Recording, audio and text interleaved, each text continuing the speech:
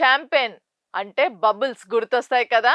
కానీ మీకు తెలుసా, డామ్ పెర్గింగాన్ బబుల్స్ కనిపెట్టడానికి చెప్పేది నిజం కాదు.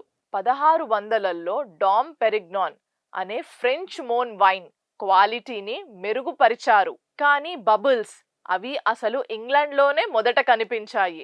అక్కడి వైన్ మేకర్ బాటిళ్లలో ఫెర్మెంటేషన్ జరగనిచ్చారు. ఫలితం స్పాట్లింగ్ వైన్. డామ్ పెరిగ్నాన్ మాత్రం బబుల్స్ తగ్గించడానికి ప్రయత్నించాడు, ఎందుకంటే అప్పట్లో బాటిల్స్ పేలిపోవడం కామన్. కానీ కాలక్రమేణా ఆ బాటిల్స్ లగ్జరీ సింబల్స్ మారాయి.